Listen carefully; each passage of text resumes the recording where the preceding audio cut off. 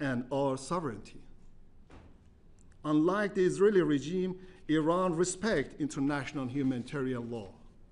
We did not target civilians. The US forces supported Israeli aggression. Without US weapons, intelligence, and political backing, this attack could not have happened. The United States will share responsibility for this unlawful act. This aggression came just as the sixth round of the nuclear negotiation was about to resume in Muscat last Sunday. Iran came to the table in good faith and with new proposal aimed at bridging differences. The US, however, responded in bad faith. This hypocrisy undermines trust and diplomacy. Israel tries to sabotage diplomacy through force. This is a pattern. This is a pattern of the Israeli behavior. Derail talks, escalate conflicts, and distract from the ongoing crimes, especially the genocide in Gaza. Now it's committing the genocide in Gaza with the hunger weapons, with different limitation and different problems for the innocent peoples. Let me be clear, Iran has not attacked Israel. Iran has not started any war. So that the so-called existential threat narrative is false. It has no legal basis. Also, Israeli invocation of the preemptive self-defense illegally untenable and dangerously erode the foundational prohibition of use of force in international relations. It is used only to justify aggression and hide Israel's war crimes. Iran warns any country assisting Israeli aggression will share legal responsibility for the consequences. Last Friday, Iran called for urgent Security Council meeting. And our request is simple. The Council must act now, according to United Nations Charter, as the main important achievement of the human community in the 20th century. Our request is simple. The Council must act now. Condemn this aggression. Stop the aggressor. Defend the Charter and international law. But Council has failed to do that. Its silence and indifference undermine this credibility and the foundations of the United Nations. We thank those members of the Security Council who stood on the right side of the history.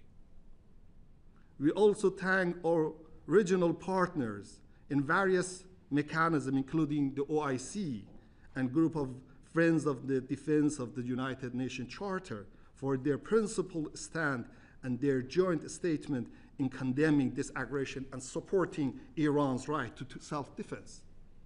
Iran will continue to exercise its right to self-defense until Israeli regime aggression stops, or the international community, especially the Security Council, takes the meaningful action.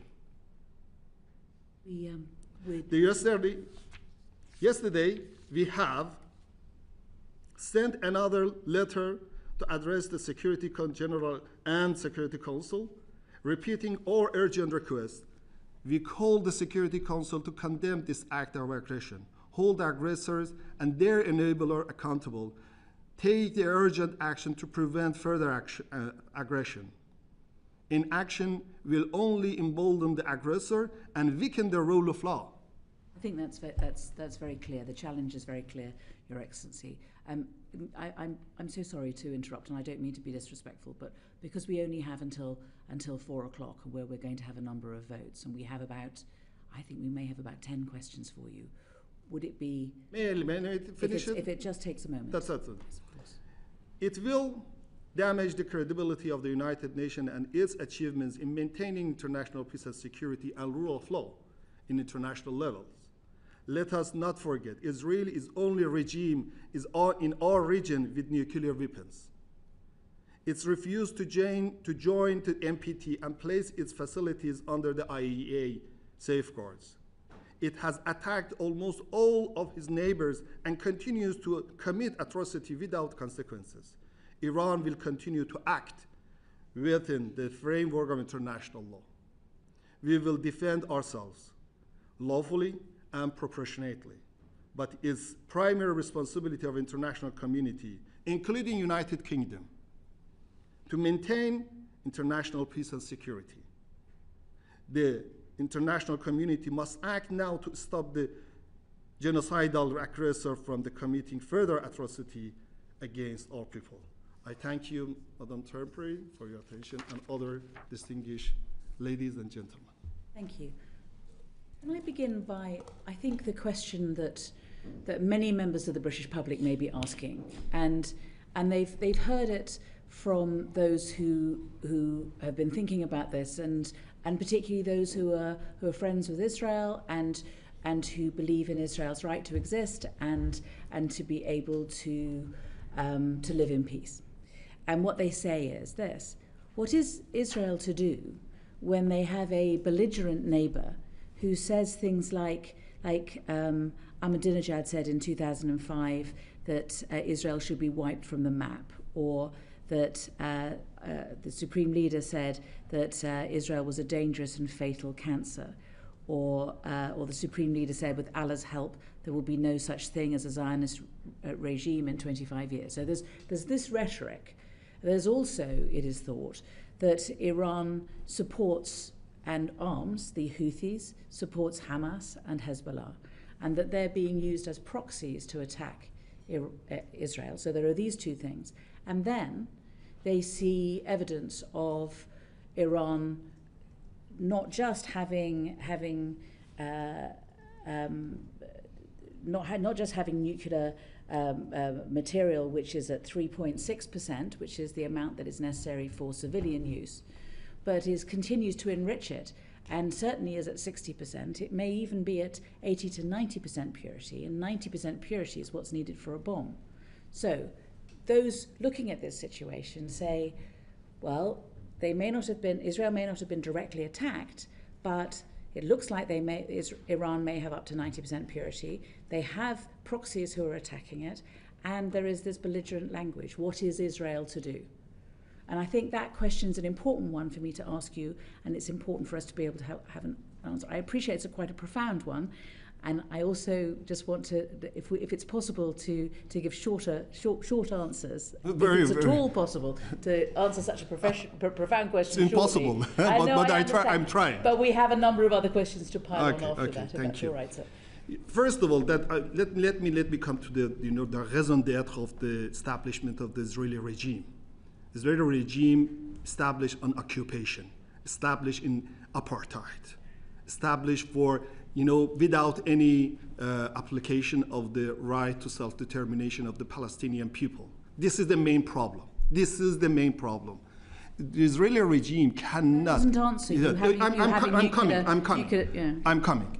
So this is very important. You come to the root causes. If you want to have a good analysis, you should go to the history and study more about the details of these problems that we have in our region. Okay, regarding for the matters related to from the Iranian side, regarding for the, some say, you mentioned that President Ahmadinejad or someone else, we always reiterated to the convening of the one very public and fair referendum in the occupied territory, with the participation of the Jewish people, Christians, and Muslims, and in line with the self-determination of the people who are living there. There is no intention from the Iranian side to go to the military phase. This is the main fundamental argument that we have. Regarding for you mentioned so-called practices, no, they have their own nations. In Yemeni people or in Palestinian people who, the Hamas people, all of them, the liberation organization, they are trying to, to achieve the self-determination, to punish the occupiers. That's it. Okay. You are providing arms to them. Regarding arms and funding No. to ideological groups that share your view, and they are delivering the outcome that Iran wishes. You see that we have the very important, Islamic Revolution. Islamic Revolution as the source of inspiration all of the people in our region. Islamic Revolution, insisted in self-determination. That's a very important right. And the elimination of all of the discrimination and apartheid in our region. This is not ideology. This is only legal matters according to the international law. From the Iranian side, that will inspire them. No, according to our international cooperation with international cooperation with all of the world. So, Your Excellency, you're saying that Yes. that all that Iran supplies to the Houthis, to Hamas and Hezbollah is inspiration. That there is no assistance of any other sort. There's no weapons or any other support given to those groups by Iran. You see, that Iran, as a sovereign state, has their own international cooperation with all of the world. It's very important. As your government has international cooperation with the Israeli regime. That it is very important and fundamental. If you want to intervene our relations with the other people, it's prohibited by international law. They are inspired by the Iranian Islamic Revolution. Islamic Revolution is a very important source of the self-determination. And so for, you see the combating all of the apartheid and discrimination in this region, not only this region, but also for all of the world. At that time that we had the same problem with the South Africa apartheid regime. Before we go into that, may I Yes. may I go back to Edward, because I think you've got a wider question about where next. Yes. I do. I would take a slightly different view to what you've just outlined, Ambassador. I mean, members of the IRGC have been assassinated in Lebanon, they've been assassinated in Iraq, providing military training to Iranian proxies. So the idea that Iran isn't providing material support to countries that are attacking Israel, I'm not sure is backed up by the evidence on the ground. In terms of what Iran's escalation options are, is it Iran's intention to close the Straits of Hormuz? What? Is it Iran's intentions to close the Straits of Hormuz? Yes. First of all, regarding for the our activities in Lebanon, in south of Lebanon, it comes to according to the request for their people and their government, because the Israeli regime invaded the Lebanon. Yes. This is the root causes, because the Israeli regime invaded the Lebanon, and the Lebanese people, Lebanese government requested to help them. It's very simple. And so if you want to come to over that the IRGC send us some things for these issues, yes, IRGC is a very important and very one of the component of the Iranian system.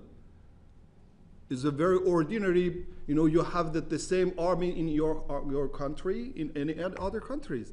Why are you blaming IRGC? Why are you? I'm simply pointing out that there is evidence to suggest that counters your argument that Iran is not providing any material military aid Yes, to but groups. But we're getting sidetracked. Yeah, let's not get sidetracked. I want to understand what Iran's plans are if it's not to come to the negotiating table. Does Iran plan to escalate the conflict by closing the Straits of Hormuz, or is Iran willing to rule that out completely? As a country that is heavily reliant on the free movement of goods around the globe, We obviously have a vested interest in freedom of navigation in the Straits of Hormuz. So on behalf of your government, can you make clear what its position and intentions are? You see that always we are ready to have apply for diplomatic and negotiated solutions. We always declared that the first priority of the Islamic government, Iranian government, is diplomacy. We were very in middle of the diplomacy. We were very in middle of the negotiation with the American side.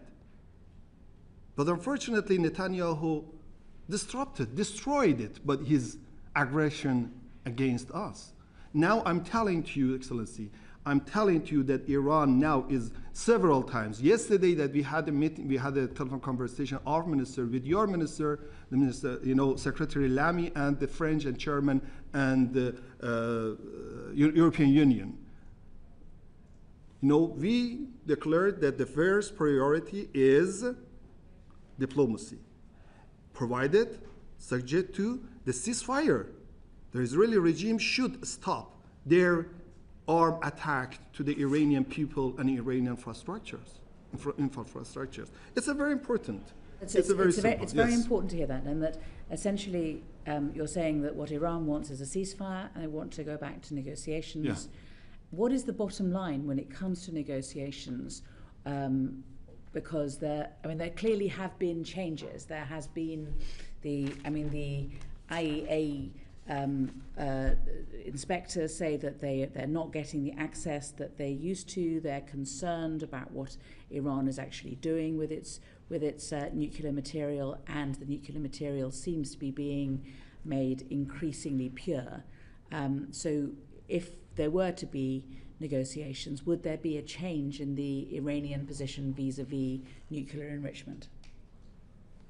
Yes. Regarding that, as a responsible member state of the IEA, we had a very extensive and comprehensive cooperation with the IEA, before the JCPOA and after the JCPOA. You see, JCPOA has their legal requirement upon us, and the other hand, IEA, the safeguard agreement. In JCPOA, we accepted, besides of the IEA statute and safeguard department, we have the other extra monitoring will be monitored by the IEA and our voluntary activities to attract the international community trust to us, make a confidence building, because Iran is Iranian nuclear peaceful activities is totally peaceful. And according to this, IEA produced 15 reports that there is no any deviation, there is no any diversion from the Iranian nuclear activities from the peacefully to military phase. The problem was, but after the JCPOA, it's very important. Yeah. After the JCPOA squandered by United States, the Trump administration, in the first presidency phase, we refer to the European countries that please do your obligations, and there is no doubt we will expect fulfill your expectation. But unfortunately, E3 did not have any good functions in this regard, because all of them saying and observing what United States telling them. Yes, this is the problem. I think that you would find many people who would agree that it was very unfortunate that the original agreement was not stuck to, and that the Americans walked away from it. But we are where we are now, and the IEA, the last report from the IEA, didn't say. Surely you understand. The rest of the world found it quite worrying. If I may, but may I was going to go on to Blair, but may I move to Abdeslam first, because what she says I think next is going to be of relevance, because you were. Thank you, Chair. Ambassador, a question I have is there have been numerous media reports in relation to Iran preparing a bill in Parliament to leave the nuclear non-proliferation treaty. Why would Iran do this? You see that in our system, that the Parliament is an independent organ in our system, and so they can submit draft law for everything. One of them is denunciation from the NPT, but it is not yet adopted by the parliament. This is not our intention. The government, according to our defense doctrine, according to our religious teachings, and according to our international obligations, including the NPT, there is no choice going to exit to NPT. But this is one of the proposals raised by the Iranian parliamentarian peoples. Does this give the indication, by leaving the NPT, that you intend to militarize your nuclear facilities? No. There is no. I told you that different mass destruction weapons. There is no any status in our doctrine, defense doctrine. We are the member of the CWC. We are the member of NPT. We are the member of BWC. So why not remain a member of the NPT? Why leave? It depends. It depends the situation. According to Article 10 of the NPT, it's very important. Every state party, if they feel that the vital interest has been going threatened by somebody, at that time we are going to review. There is no doubt about it. Because you see, please give me the photos of the innocent people. Our innocent people, all of them are being killing. We are responsible for these people. All of them. This one, Ehsan Eshraqi and Baran Eshraqi, father and girl, his daughter. We have a. Mahia Nikzad. Sorry, Ambassador, we actually have a. It's a very important. This is the innocent people and civilian. I am representative of these people in this country. No, it's all right. It's all right. So sorry. We have rules about props and not showing photographs and so on. I'm so sorry. And as I said at the outset, we're completely sympathetic to and think that the deaths of civilians on both sides is simply appalling and want it to stop. And that's really what this hearing is about. Thank you. Can I move on to Blair? Ambassador, you spoke with apparent passion at the beginning of your statement about how dangerous the world would be if we embolden aggression and don't act within international law. The Chair asked you for short questions, so I'll give you the opportunity to give a short answer. How many Iranian Shahed drones have been fired by Putin at Ukraine over the last 3 years? You mean that how many drones? How many Shahed drones, Iranian Shahed drones, have been fired by Putin at Ukraine over the last 3 years? You see, I'm just looking for a number. I will reply to you. Yes, there is no doubt. The Russian and Iranian defense cooperations originate more than 20 years ago. You know the number? No, I don't know. I'll tell you the number. The number is 8,000. Okay, I put it to you that if we do live in a world now where violence and might are taking precedent over law and right, I would suggest that the Iranian regime has a deep responsibility for that. Let me ask you another question, and again, this is a question with a simple number as an answer. The Director General of MI5 identified a number of plots backed by Iran in this country, including lethal threats against Iranian dissidents and against Jewish communities here. How many plots had he identified in the last 3 years? He claimed 22, but yep. Let me answer to you. First of all, this is very important. Please correct your wording that the Iranian government is a lawful and very important and significant and respectful government. What's the and legal, there is no what's need the legal to using basis the for regime Putin's for war? them. Excuse me. What's the legal basis for Putin's war then? If you are such a supporter of international law? Let me. I'm telling to you correct your wording regarding for my government. My government is a legal government, and there is no doubt about it. But you should use the regime. It's a very lawful and legally responsible state in the world. What's the legal basis for Putin's war in Ukraine? Let me. I will answer you. Please, you're a fan please of let me international finish. law. You see, regarding for our defense cooperation that Iran and the Russian Federation, it's a very important, and we declared to the Russian side not to use our cooperation with the third party against the third party. You can You're not ask listening. them. 8,000 Shahid drones fired at Ukraine. We're not allowed to do props, but seeing as you did, there is one of your drones hitting an apartment block in Kyiv. You can last ask this night. question from the Russian Federation, sir. They're your weapons. You can ask this question. I'm asking this question from your side that using, or the American side that using the same military equipment against the Iranian people. You do not have any defense cooperation or military cooperation between Israel and Britain? I'm suggesting. No. I'm Please suggesting. yes or no. Yes or no. Excellency. You're yes here or to no. answer questions, Ambassador. No, this is I'm very suggesting important. your moral If you- authority is shredded by your support for If you Putin. ask me to answer you, Excellency, if you ask me to answer your question, there is your duty to answer my question, because this is the dialogue room. I came here to declare our concerns to the one responsible state, the United Kingdom. I respect the United Kingdom for his achievement to the human, community in the world. I think. And United Kingdom is a member state of the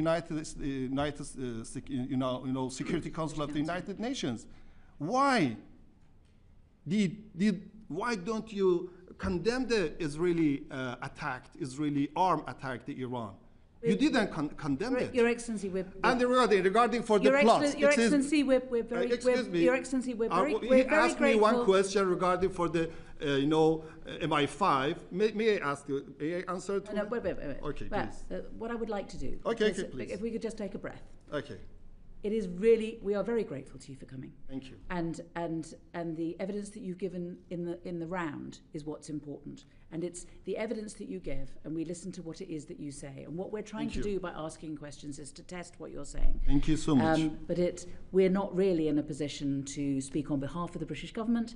We are here to test your evidence, to try to make a contribution, which is so that we can hear the Iranian point of view, but not just take it at face value, but also to test it. And that is what we're trying to do in good faith.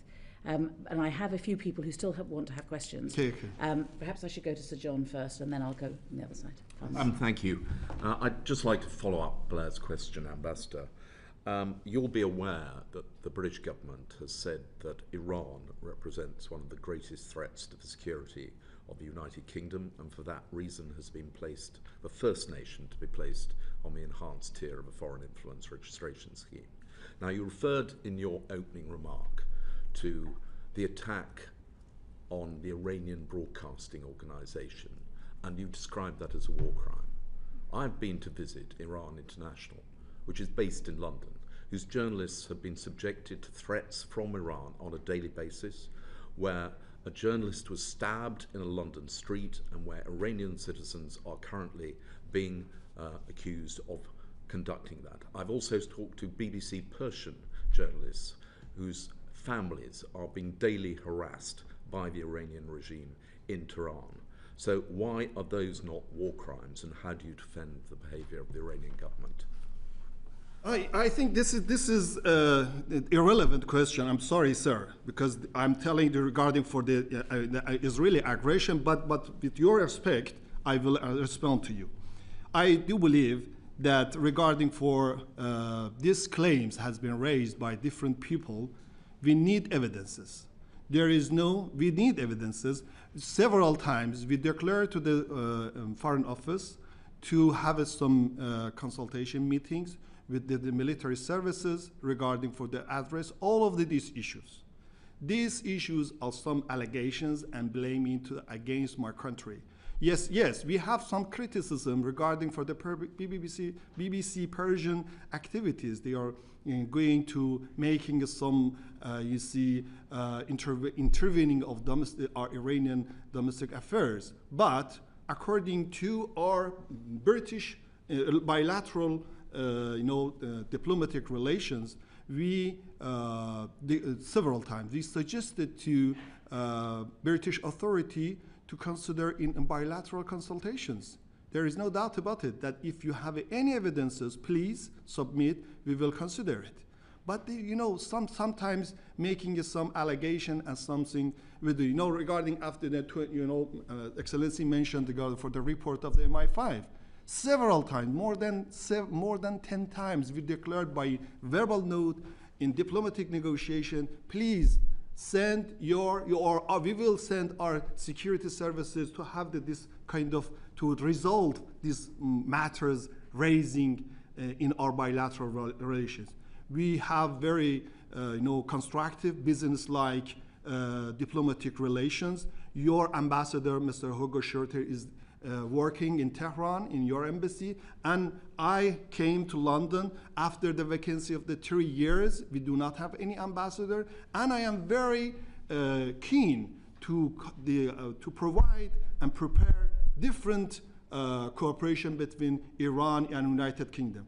I'm assure you, sir, that Iranian side is ready to cooperate for everything.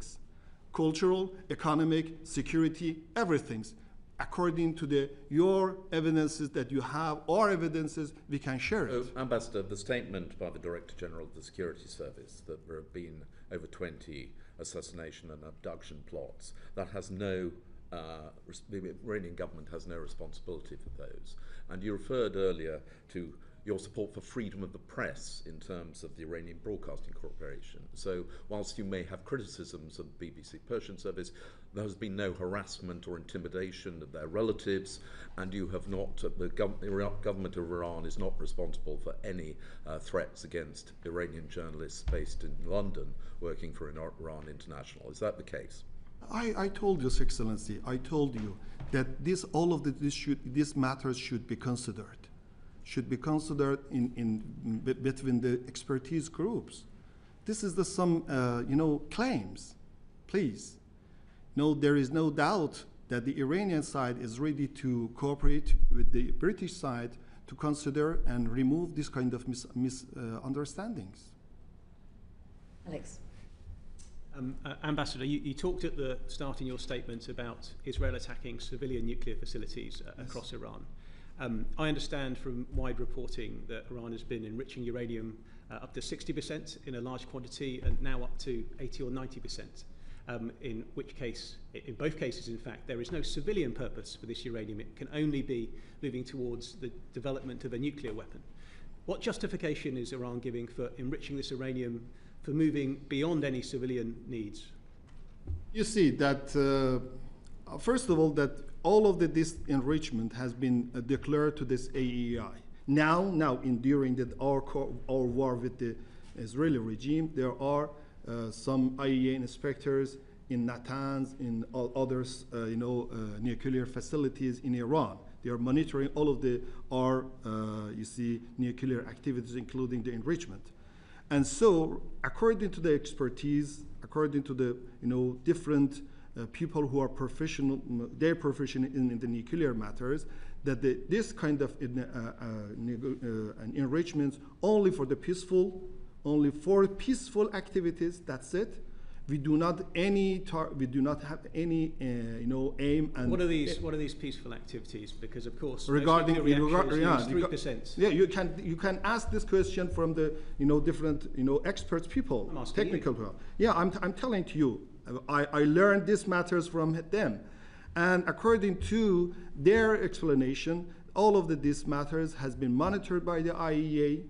There are some ambiguities that we declare to the IAEA that we are ready to remove any ambiguities. There is no any intention from our side going to enrich to the level of the nuclear bomb, but unfortunately, politically motivated activities of the E3 in the recent meeting session of the Governor of Board of Governors of IAEA make another mistake that Israeli regime used this pretext to attack us.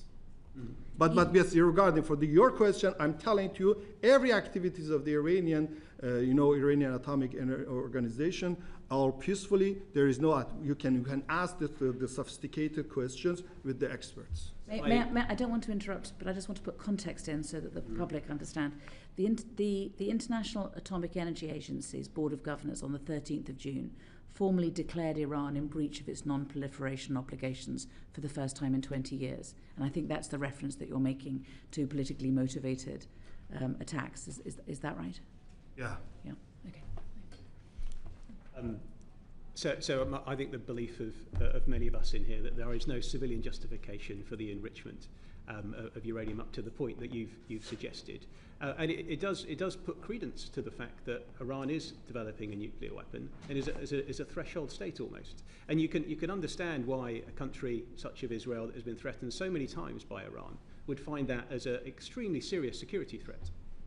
You see, that I think that if you have any problems, any differences between Iran and IAEA, all of the matters should be addressed through the diplomacy and according to the technical consultations, not giving the pretext for the one illegal and legitimate regime like Israel to attack us.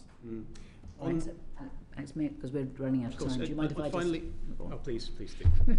I just want to get, I think Edward had another question, and I think Dan had one too. I just wanted to follow up on Alex's point, Ambassador, which I think there's a sort of realpolitik element to this, which is that Iran wants there to be a ceasefire before there's a negotiation. The position of Israel and the United States is that Iran needs to give up its enrichment program and return at the very least to a civilian level. Given that Iran has effectively lost control of its airspace, given that the IDF can act with impunity across Iran, your proxies are refusing to respond to Israel's attack, you are rapidly running out of ballistic missiles to respond to Israel attacks. I mean, the reality on the ground would dictate that Iran has very little scope but to enter the negotiation table and to make. Why won't Iran, if it has no nuclear weapon ambition, just say that the price of the ceasefire that you're willing to pay is to give up your nuclear enrichment program? You see, the main problem that regarding in this phase, removing the main intention from our side, removing any concern, any worries from the different countries in international community, especially the European countries, that for Iranian, the essence of the Iranian nuclear activities. We assure you that there is no any limitation from our side to remove any concerns. We declared this is our priority. We declared this is our priority to remove any misunderstanding. We do not want to achieve nuclear weapon. We have, during the 15 reports of the IAEA, during the implementation of the JCPOA, we declare, we show our intention. We showed our intention that Iran has not any desire to produce the nuclear bomb. This is because these are responsible member states of the NPT, and as well as the reality on the ground dictates that. The reality of the ground is the inspector of the IAEA. IAEA has a very different interaction with us. Is going to be giving up your nuclear enrichment. That's the obvious situation on the ground right now. So my question is, why won't Iran simply commit, if you have no nuclear ambitions, simply commit to ceasing enrichment, hand over what has been enriched, and go back to 3.6% civilian? That would be there is no doubt that we agree with you, but through the diplomacy, not arm attacked. The other thing which I think many people may wonder about is, and I think it is this point about Iran may be very close to being able to build a nuclear bomb. Why? Because the IAEA has said that you've breached it, and because of the amount of because the nuclear material is becoming so pure and is much more pure than is needed. But I think the counter argument, which people do need to hear, and I think is something that that needs to be expressed here today, is that if Iran has been a few months close to being able to build something, and still hasn't over a period of many years. So Edward's question is, if it's true that you don't intend to go any further, first of all, why do you have material of such purity? And secondly, if you don't intend to use it, the price may be for peace to go back to the 3.6% that you'd need just to be able to use it for civilian purposes. And that, we hope, would mean that civilians would stop being killed on both sides. All of our nuclear activities are purely, all of them purely peaceful, and all of them are monitored by IAEA. There was some ambiguities raised by the non-implementation of the JCPOA by the European and American side. It makes a problem for us. That we did all of the obligations through the Safeguard Part Agreement and as well as the statute of the IAEA. And please accept our assurances that the Iranian side, in the Iranian system, there is no desire, there is no any intention to produce the nuclear bomb. It is very important. It's not only for international obligation. This is our religious teachings that all of the mass destruction weapon are prohibited according to the Shia, Sharia, and Islamic. There's a fatwa to that. Yes, there's a fatwa of our obviously supreme a leader. fatwa can be changed, I suppose, would be the counter argument. But may I just go to the last question, and I'm going to ask Dan Carden. I think we might be interrupted by bells, but I'll have a go. Try. Welcome, Ambassador. It strikes me that any attempt to get to a diplomatic outcome is going to require trust on all sides, and trust is something that the Iranian regime simply doesn't have. And you talked in your opening remarks about international law, you talked about the loss of civilian life, and I wanted to ask you about reports that the Iranian regime itself has widespread... Iranian government. Regime has murdered over 1,000 of its citizens in 2024. And I wanted to ask you, do you know how many of your own citizens the Iranian regime has murdered this year in 2025? You see, there is a very, very, I'm sorry, Excellency, there is a very dangerous and mystic assumption in your question. Your question is not correct. The UN figures. Yes, let me. I'm telling to you as an Iranian ambassador to you, why are you referring to the other misunderstanding, misinformation, disinformations? This is all of them totally wrong. I'm telling to you this. I'm telling to you, nobody perfect, but we do have some problems. But this kind of question has their own false assumption and based on misunderstanding and misperceptions. I'm sorry. No, I'm sorry. And my apologies. We have to go and vote. But I do want to thank you for coming in this afternoon. I hope that people watching have had a proper insight into your perspective. And I hope that those watching have also seen us challenge some of the things that you've said, but hopefully it will amount to greater understanding between us, and we do hope that there will be peace in the near future and there will be de-escalation of this conflict. I'm very thankful for you, Madam Thornberry, for your invitation and give me this chance to, review my, to declare my point of views to you. I'm all of this distinguished peoples here. Thank you so much. Thank you very much.